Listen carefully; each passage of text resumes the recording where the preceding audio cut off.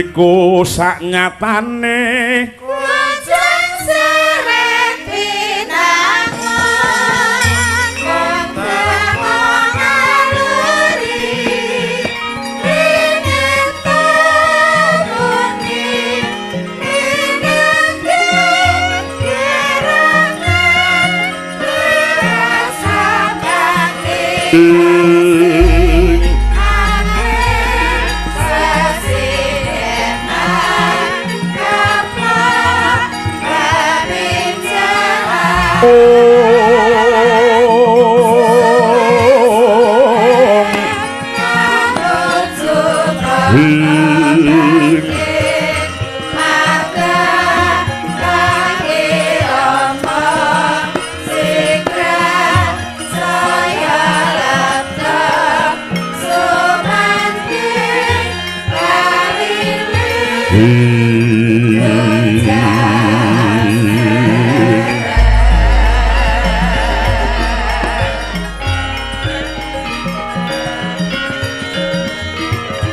Menyat langan ning kalang iwan iku sanyatane kujang seret aglar pandamun sarati merkaku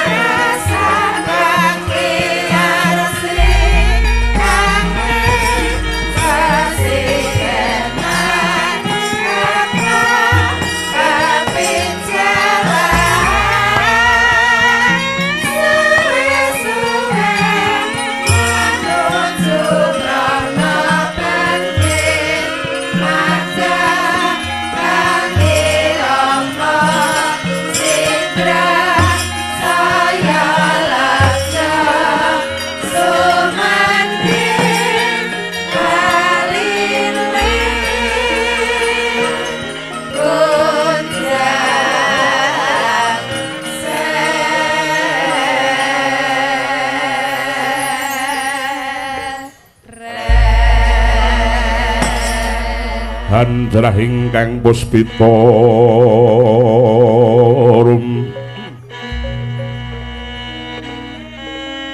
kasiring samirana mbri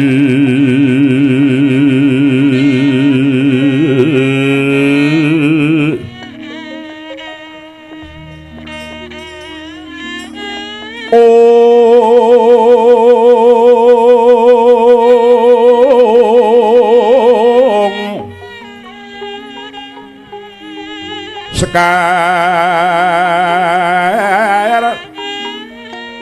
gadung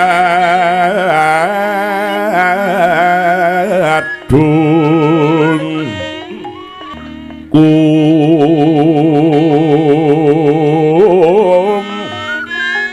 ngas gandanyo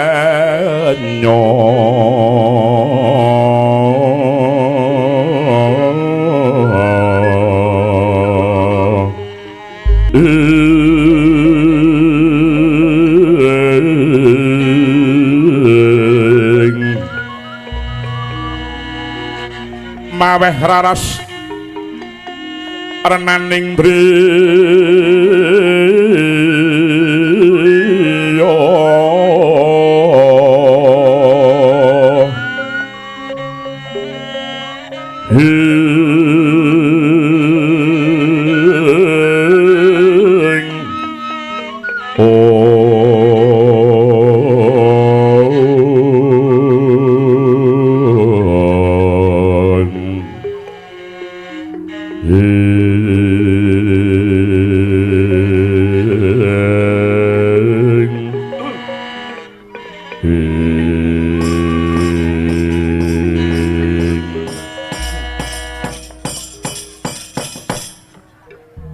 Bapa Durna dalah paman Harya Sengguni ngantos mengkulungan hanggen kula ngentosi kundara jengandika kalih kados pundi menapa jingandika saged minangkani pamurtah kula mboyongi wujudipun Wahyu Keprabon wonten Praja Ngastina menika Bapa Penemban Durna. Oh inggih, Anak Prabu Duryudana. Awit saking pamuji paduka Anak Prabu Duryudana. Nadyan teken janggut suku Jaja. Pun bapa ing sekolima tansah budidaya murih kasembatan ing sedya paduka Anak Prabu Duryudana. Menika mekaten jingandika Bapa Durna. Saged tambahi dhateng wontenipun Wahyu Keprabon saged nggih dalah matur nuwun syukur Bapa.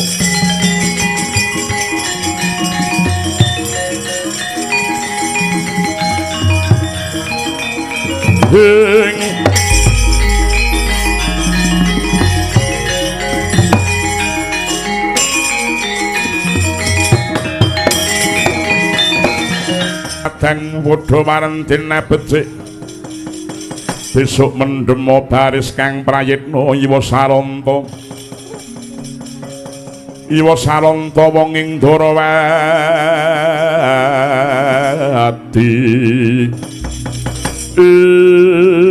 ing Bapa Durna jingandika ingkang saged damel bagya kliyaning raos kula inggih namung sak jagat kula kok nggih suka bunga ing ati kula badhe asung ganjaran jingandika Bapa Durna ngendikan kemawon pengin merabi kalian putri Punti kula saguh ngrabekke Kakang Rubaya aja lali aku ya usulna ben entuk ganjaran kang aku iki sinuwun sewu anggen kula saged antuk karya menika ugi saking panjenenganipun ngadi kula pun Patih Rya Sengkuni menika sinuwun pancene Paman Sengkuni saka gedhe labuh labete Paman Sengkuni Duryudana uga bakal paring ganjaran.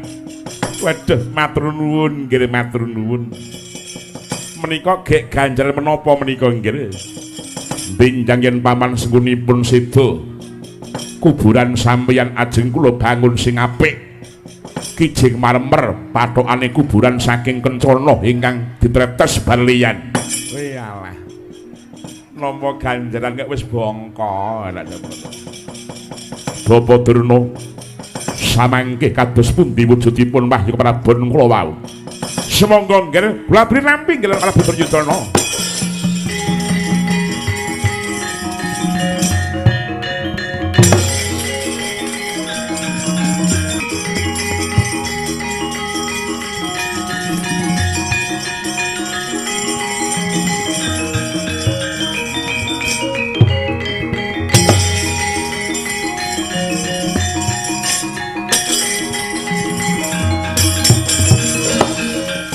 Menika wujudipun kados dene kendhaga ingkang dimatos saking kencana bapa. Inggih karinggih. Anak Prabu lebetipun kendhaga kencana menika kala mau. Papaning Wahyu Keprabon Wahyu Wasesa kang sejati. Semangga kula aturi mbuka nggih. Inggih sinuwun. Sampun dadak mawi raos rangu-rangu. Semangga enggal binuka kemawon kendhaga kencana menika nggih Paman.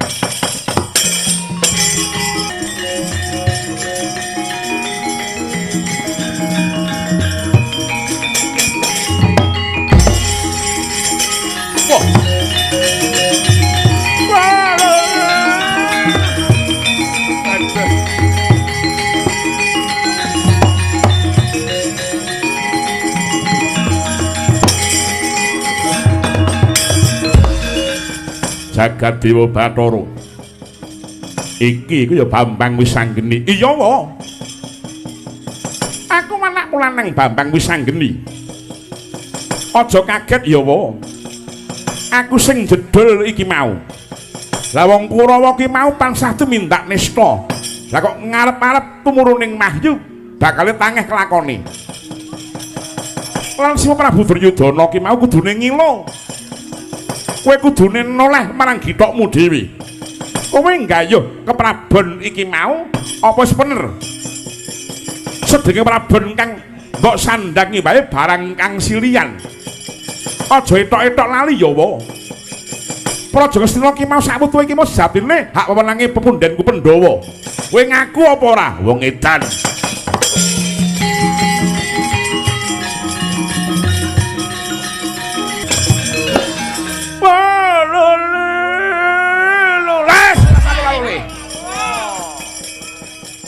Wong tuwa kok senengane lola-lole.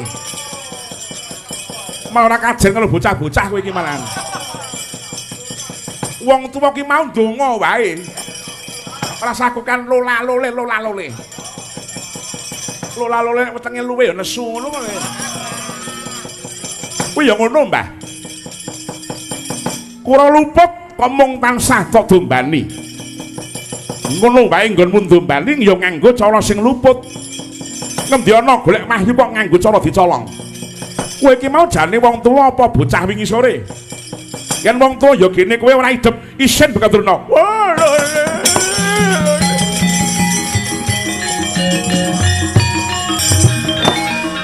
Kebacut tembungmu Bambang Wisanggeni. Apane? Kebacut nggonmu nguman-uman marang aku, ngunek-unekke marang aku. Begawan Durna ning ngarepe wong akeh, bebasan entek amek kurang golek. Arep kowe bener nanging yen to caramu ki mau. Ngono kuwi bakal kowe luntur kautamanmu. Luntur jiwa kasatriyanmu. Ora ana bedane kowe kelawan wong sing kok wirang-wirangake. Aku ora trima Bambang Wisanggeni. Aku ora trima. Ndak jaluke panguwasan ingkang kaya jagat. Rungokno kang dadi sumpahku. Wisanggeni kebacut nggonmu dak siya marang Begawan Durna. Muga-muga mandya pangucape Begawan Durna. Umurmu ora bakal dawa Wisanggeni. Kowe ora bakal menangi Bratayuda Jaya Binangun Wisanggeni. Wela salah.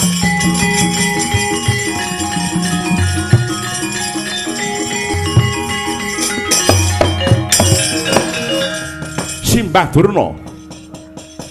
Tak tampa sumpahmu ki mau. Ning iling-ilingen ya, Mbah. Aku ya bakal nyepatani marang kowe kok, Mbah. Besok sajroning Bratayuda Begawan Durna bakal gugur, matimu mati ngadeg.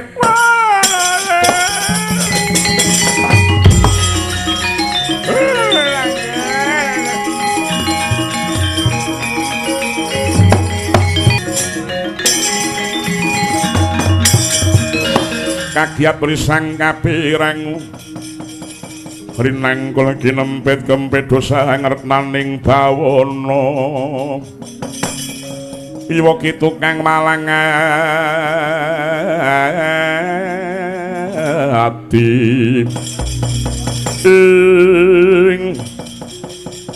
waduh nggih anak Prabu kula nyuwun pangapunten nggih.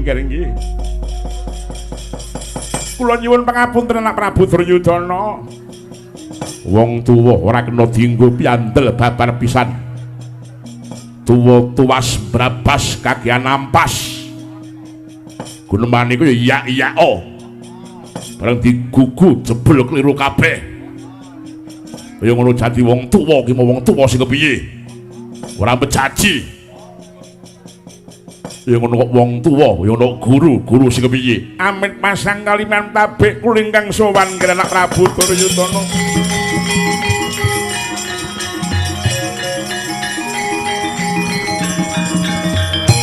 Oh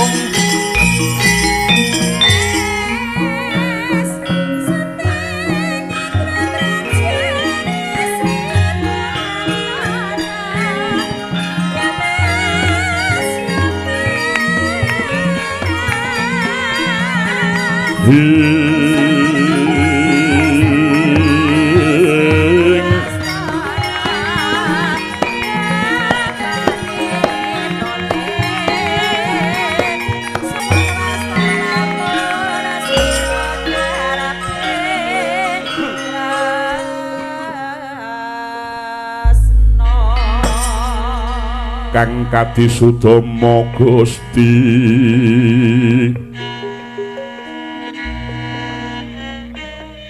sasongko kasongan surya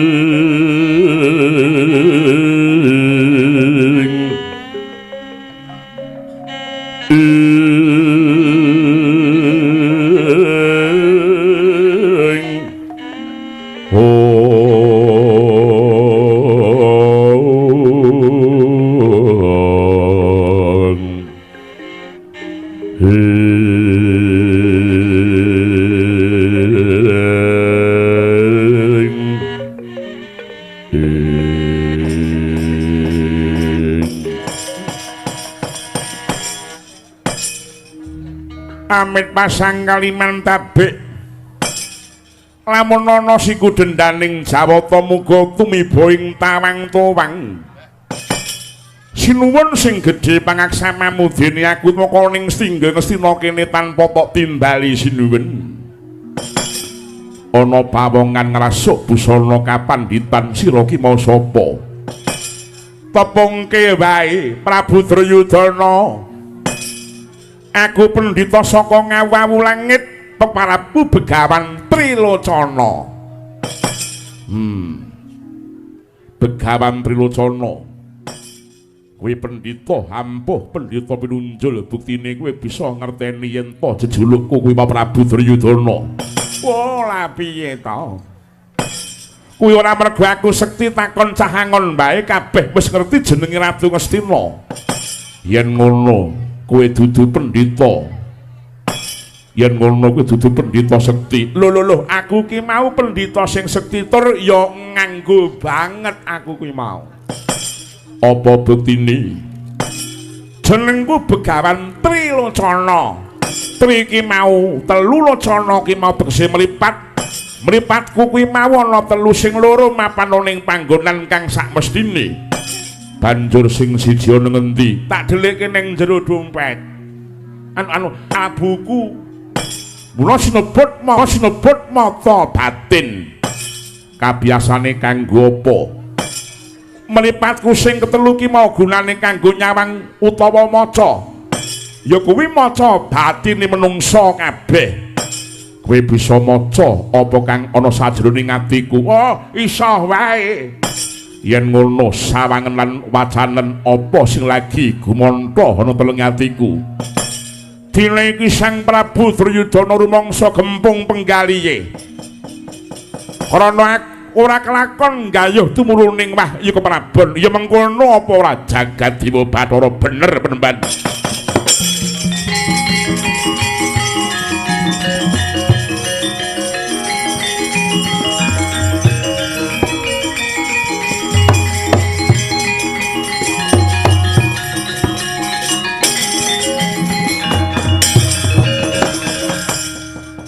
Kagiat risang kabeh rangu rinang kula kinempet kempedo sangarep naning bawana iwa kitu kang walang ati ing penemban aja ketanggungan gage tutukna nggon maca marang batinku. Wurunggon wentuk wahyu keprabon satemah kowe mangkel lan anyel marang Bujangga Ngastina sing asmane Begawan Durna. Tiwas tok jagake jebul ora entuk gawe. Dadi bajutna meneh. Prabu Duryudana sejatine wis wegah disuwitani Begawan Durna. Ning ora wani mecat merga yen nganti Begawan Durna ki mau ora mangkat sing dapuk dadi pujangga ora ana meneh. Ya mengkono apa ora Sang Prabu? Iya. Jebles karo sing tak pikirake. Bajutna meneh. Mula bareng Praja Ngastina keteken pendhita sing jenenge Begawan Trilocana. Tuh angen-angen saka prentuling atimu. Janjane Begawan Trilocana bakale tok dadekake banget temen uripku ki mau. Aji godhong Japyaking Begawan Durna ora susah dadak dipecat. Mengko rak mecati dhewe. Sinuwun paduka sampun ngantos ana pastalining pasuwitan kula menika kala mau. Pedah menapa kula menika jegrek wonten mriki. Kula nyuwun pamit sinuwun.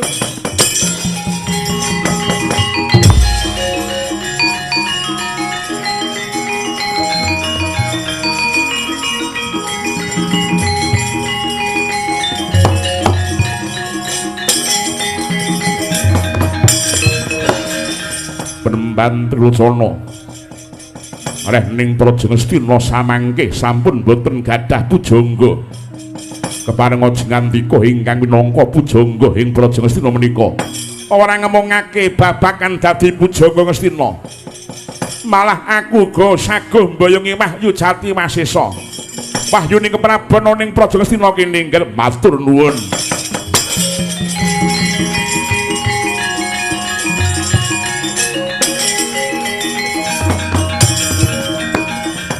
Lah ning sampak sesore iki mau ping pira kan. Ling ngumpul nganti pucet. Nganti rang arep ngesloti ora ning wegune ya. Ngaturaken panuwun ingkang tanpa pami Bremban. Dene Jengandika sampun sagah minangka pujangga Ngastina. Sampun sagah budidaya murih Praja Ngastina Condokan Wahyu. Samangke benjang menapa tindak Jengandika Bapa Bremban. Ora sandadak kesuwen sesuk ngenteni apa. Dina iki uga pun bapa bakal nganti para putra Sesmaku sing negara ngawawu langit tuju marang alas Kendha Wahana. Ingkang saperlu mboyongi marang Wahyu keprabon ki mau. Sembah kula ingkang nderekaken Jengkal Paduka mugi antuk karya Bapa Bremban.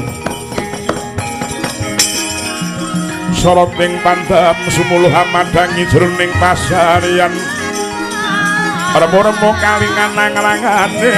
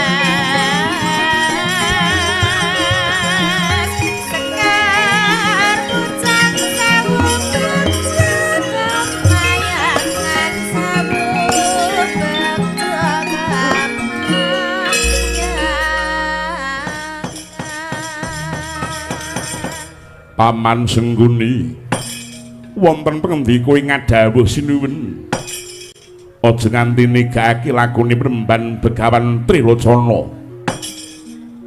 Paman Sengguni tak pasrahi supaya ngodol jengkari Bremban Begawan Trilocana prapting Kendha Wahana angandiya marang Prawadya Ngastina.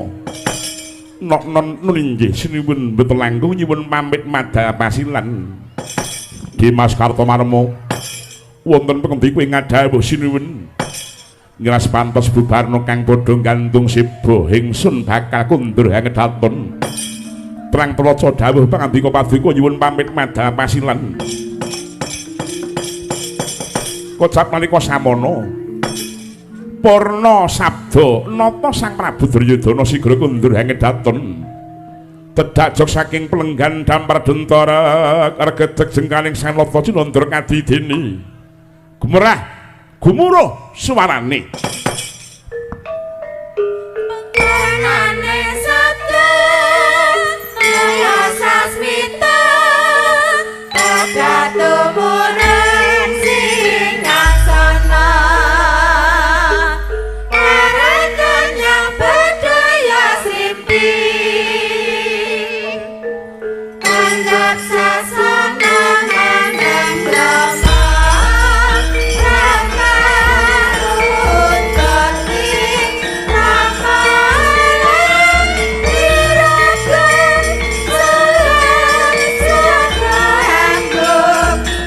Hey